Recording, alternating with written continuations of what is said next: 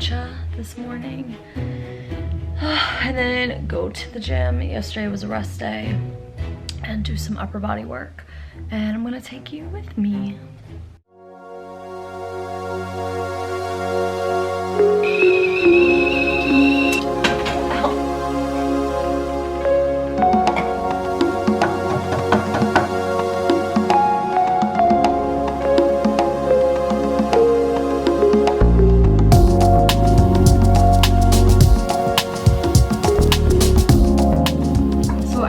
Up my sales.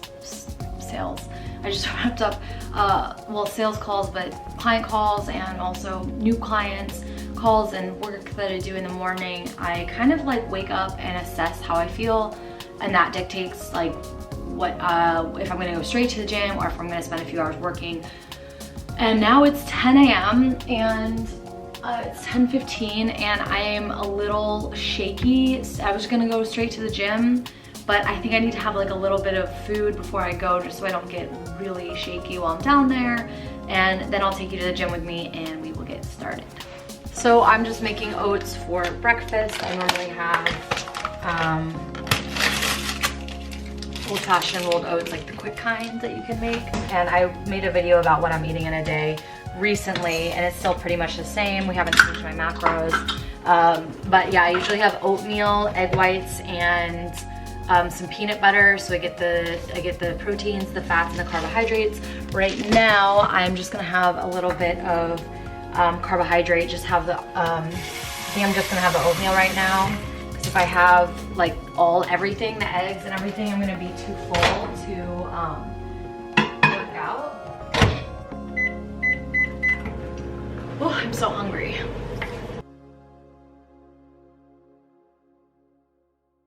So this is my home gym. This is the gym that's in my building and no one is in here right now, which is kind of nice. So I can talk to you guys because I have not yet mastered the skill of talking to the camera in public unless it's like an Instagram story. So today I'm doing upper body day. I have a coach who does all my programming so that I can focus on doing your programming and my clients' work. And you know, when you get to this point in your fitness journey, there's always new things to learn, but for the most part, you know the exercises, you know like what the goal is, what you're trying to do. So yeah, it's more or less maintenance work. So I'm starting off my upper body day by warming up my upper body with a band. This is just a long, this is actually a pull-up assistance band, doing this thing called pass-throughs. So opening up the chest and the shoulders feels really, really good. So I'm just gonna do this for a little bit. I don't do a lot of warm-up for my upper body as opposed to if I have a lower body workout, or if I have like a total body workout, I would do a complete dynamic warm-up with foam rolling and everything. But upper body for me is a little bit quicker. I do some of these, sometimes I do some pulls, start to warm up the back a little bit. Just wanting everything like nice and primed.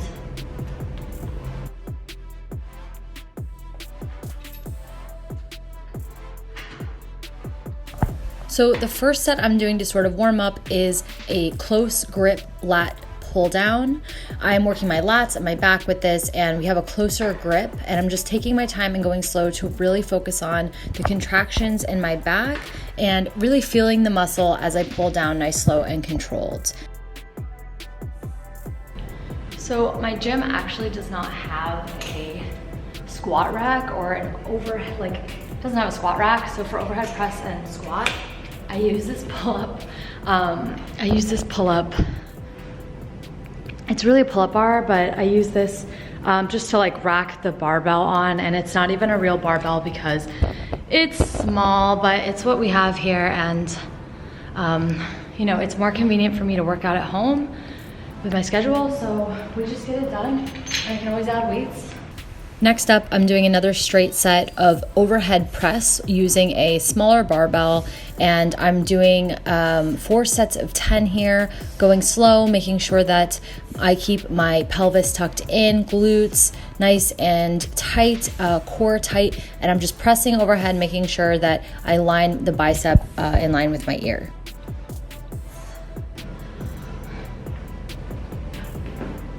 Next up, I'm just doing a regular straight set of chest press with dumbbells. With this, I'm making sure that I get my lower back off the bench and I'm really pushing my shoulder blades down and back to make my chest prominent because we're working the chest here. I also have my wrist turned slightly just to avoid a shoulder impingement, so you can see my wrists aren't completely turned out.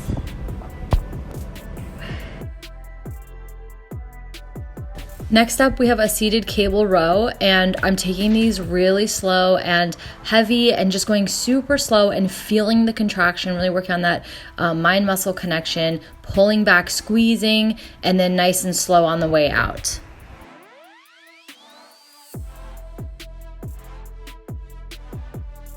Next up, we have our first superset, so I'm doing fewer sets now, working more on accessory work. First, we have a reverse fly. Make sure you're bent over really far and your shoulder down so you're not using your trap. So press the shoulders down, try to relax the shoulders, and bring your arms up to work the back.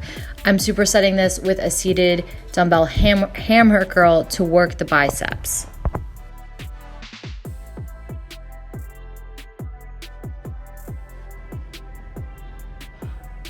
Next up, we have another superset, starting with upright row using one of the small barbells, working the shoulders with this one.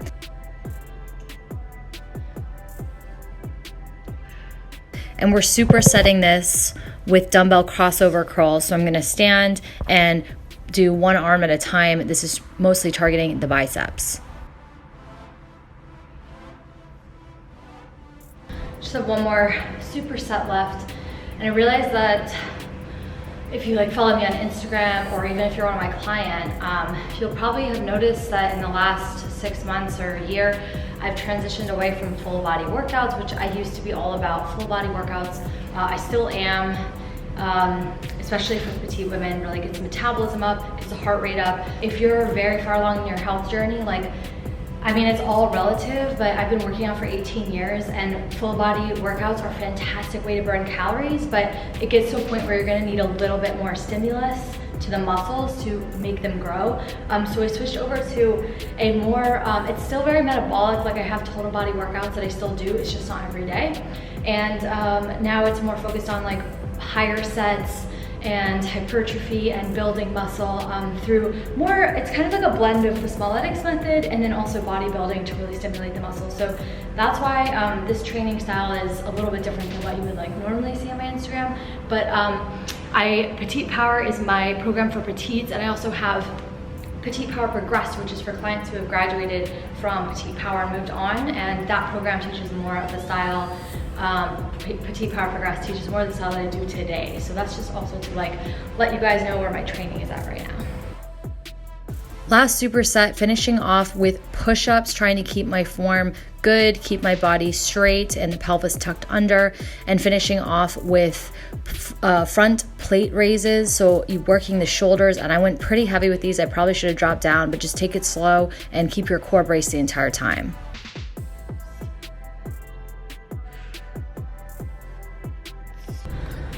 So I just finished upper body, feeling super strong. I don't really know how to flex or pose, but I feel super good. It was pretty quick, 45 minutes, under 45 minutes, and I'm going to go do some cardio now, really quick lifts, 15 minutes on the treadmill incline, and I'll take you guys with me there too.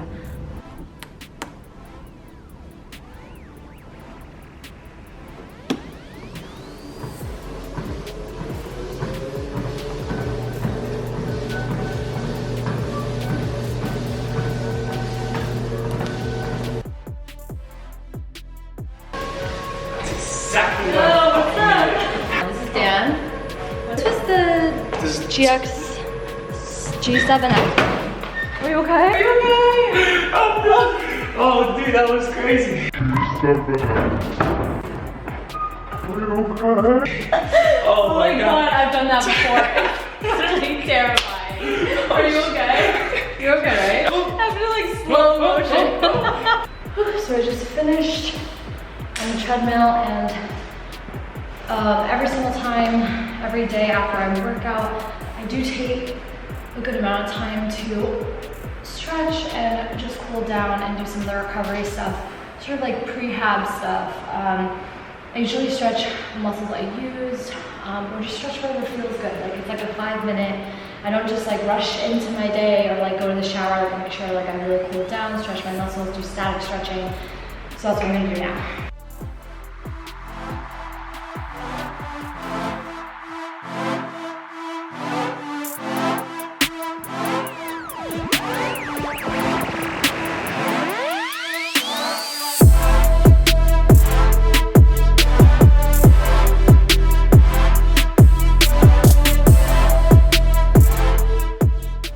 I'm back. I obviously showered, changed, did my hair, and I'm kind of halfway through the day. It is 2:21 right now. Oh my gosh, that video of Dan. I just want to say, Dan, if you're watching this, you are such a good sport. I asked him afterwards if I could put that in the vlog, and he was like, yeah, it was hilarious. Such a good sport, and that has actually happened to me before. Not the treadmill thing. I'm actually terrified of that happening to me on a treadmill, like in a public gym. But many years ago, and I posted this video on my Instagram, I was at like a public gym and I did a medicine ball slam, and it was like one of the first times I did it with a non-medicine ball. It was like a non-slam ball. It was a medicine ball, like the bouncy kind, not a slam ball.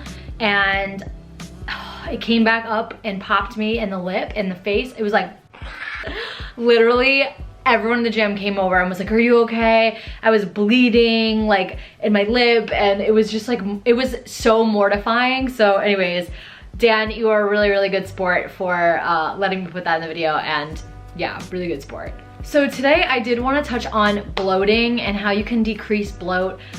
Everyone knows the really uncomfortable feeling of waking up in the morning and just like touching your stomach and feeling big and squishy and just uncomfortable. Like it's not how your stomach normally sits or feels, but it just feels that way because probably of how your diet or you know what you did the day before, lots of things. But there are a lot of things you can do to make your bloating go away or decrease or just improve over time. Number one is to drink water. I know this sounds like very obvious, but the biggest thing you can do to decrease your bloat is to drink more water. The reason why, and maybe it seems counterintuitive actually, is because when we're dehydrated, our body actually holds on to water weight, stores it in the body, and that is what bloat is. It's excess water that your body's holding on to, probably because it's dehydrated. So if you rehydrate yourself, you may find that you will kind of spontaneously, like within a few days, drop 3 or 5 pounds. So I would suggest you guys try this. Take a water bottle, this is mine. It's muy grande.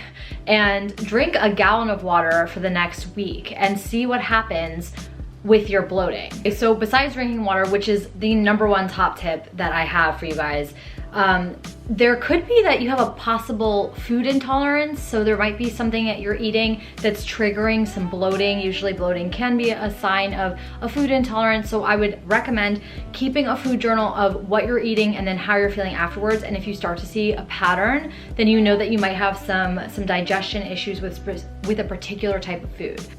Tip number 3 is it could be that your diet is just generally filled with really high sodium food. So if you're eating a very processed diet of like boxed foods or anything like TV dinners, or not even that, like even things that say healthy on the box can still be very processed and still have tons of sodium in them. Even like soups, and there's lots of things in the grocery store, especially things with long shelf lives, that are really filled and just packed with sodium and chemicals that can cause you to bloat or just cause like gas and everything. So if you are eating a lot of processed foods, or you're not sure if you are, try switching over to a more single ingredient diet where we're eating food that is whole and very nutrient dense, having more fruits and vegetables. You might need like a little bit more fiber in your diet, which helps with digestion. Of course, you could be having way too much fiber, which can also cause bloating if you're having like over 30 grams of fiber per day. This is like not very likely. It's likely you don't have enough, but you could be overdoing on the fiber.